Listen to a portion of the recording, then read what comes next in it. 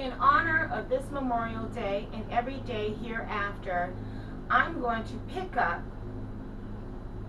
In honor of this Memorial Day and every day hereafter, I'm going to.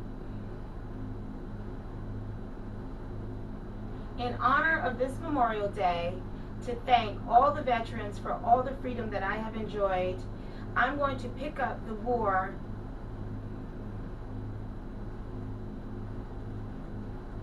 In honor of this Memorial Day and every day hereafter, I'm going to, in order to thank all the veterans who have spent all of their lives making sure that I enjoyed a lot of freedom, making sure that I enjoyed freedom for the most of my first half of my life, I'm going to spend the other half of my life picking up a new war that my generation now has, the generation of cybercrime. Unfortunately, picking up a new war that my generation, taking on a new war that my generation now has, the war on cybercrime. Cybercrime used to be an idea of just the war on cybercrime. I feel it is my duty, not only as an individual, but also as an American, since we have such a strong legacy and about freedom, that we not only preserve the freedom that we've had in the past, and that we maintain the freedom that we want today, but we also start charting out ways that we can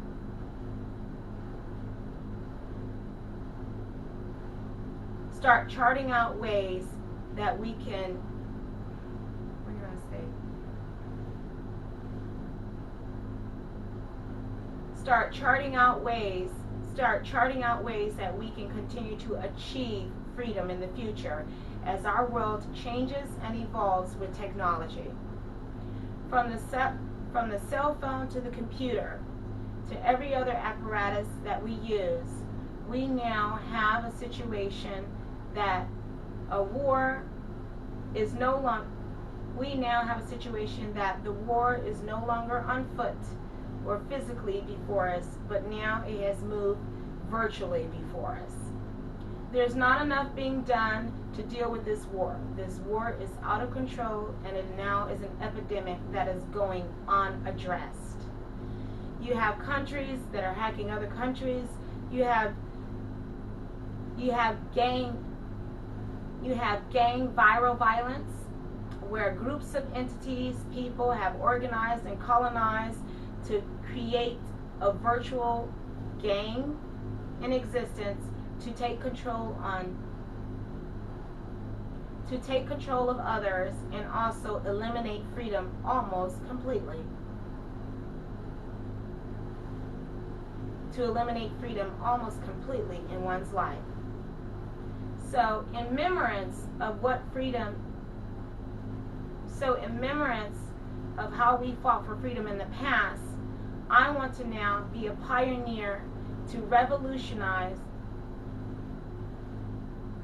So in remembrance of how we fought for freedom in the past, I want to be a pioneer on the evolution of how we need to fight for freedom today and tomorrow. I am an artist. And being an artist, I know that you sometimes, through talent, have the capability.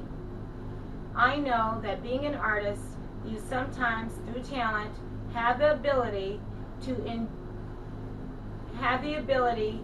spread a message. You have the ability to spread a message a lot faster and more entertaining than many other outlets. To spread a message to spread a message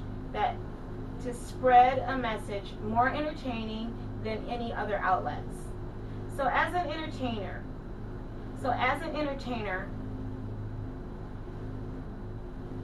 most entertainers have different causes, whether it's world hunger, or whether it's peace on earth, or any other political objectives. My personal legacy that I will be focused on will be fighting technology and cyber crime. My personal legacy that I want to take on is fighting cyber crime.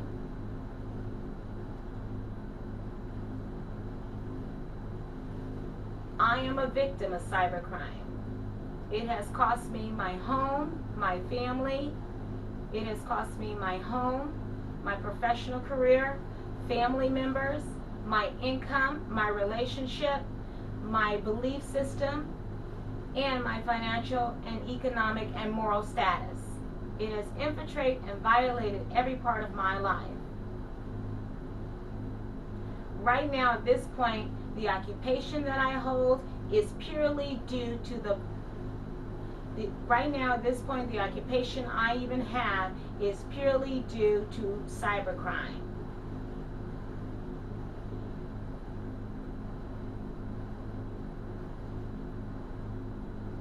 Now one would say, okay, so how did someone do this? Okay, well now one would say, okay, so how does someone cause this to happen? Let's take an example. Me, for instance.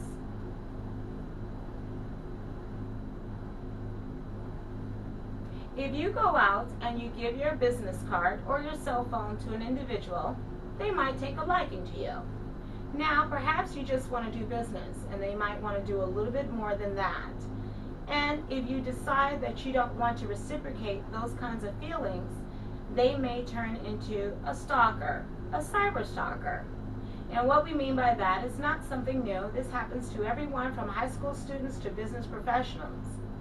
But if the objective becomes a lot larger and a lot greater, it can become much more devastating and much more damaging, not only to the individual, but also to the community. Just like for me, I unfortunately have ran into the entities that we mentioned, just like me. Unfortunately, I ran into some entities that have taken a desire to my talent, to my intelligence. They do not want to pay me for any of it. They do not respect me as a person, nor any beliefs I have, or any objectives I have, or my family values, or anything. They just simply want the talent. They just simply want the intelligence. They just simply want what is available to them, to extract and utilize me purely for their own personal use, like a slave, like a robot, like a droid, like a soldier, or even worse. Well, you don't want to compare that to that.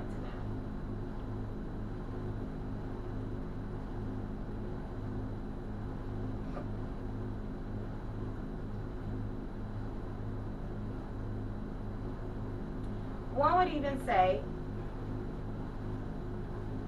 so how is this done? Well, it's pretty simple. Lying, lying, and lying. Unfortunately, someone can stalk you to manipulate and orchestrate a 100% fabricated virtual lie. It is where someone has groups of people to stalk you in public and in private to an extent that they actually get negative reactions from you, negative video, negative audio, and then start to organize it on a website and start to filter it to masses so that they may see you in a different light, keeping the ball rolling in the wrong direction. It's deceiving, it's manipulation, deceiving, it's completely fabricated, and all of it is absolutely 100% untrue. Let's take a sample. Say, for instance, you want to go to a store, a convenience store. You just simply want to go get a soda. you go into the store, you decide you're going to get a soda. Now, your cell phone obviously has an identity where people can listen in. Oh, you don't say that either. See, how do you address this without exposing it to a point that other people start to do it? I don't want that.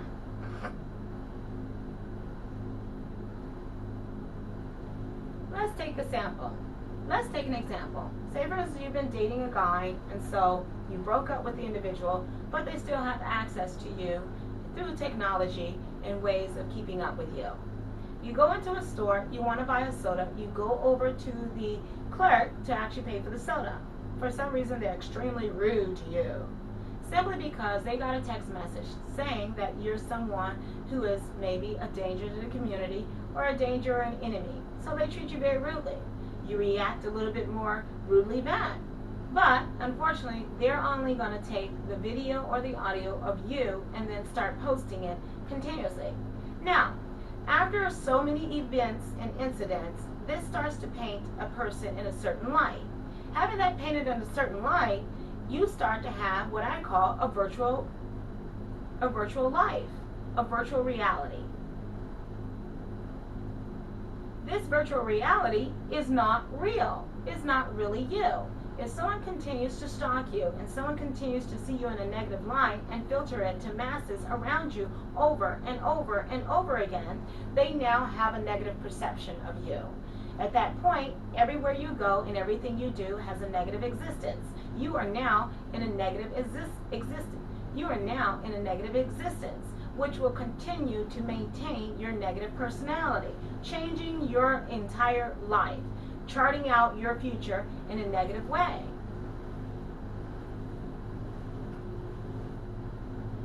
Charting out your future in a negative way. And negative things only will result with more negative activity. This unfortunately is also used in racism.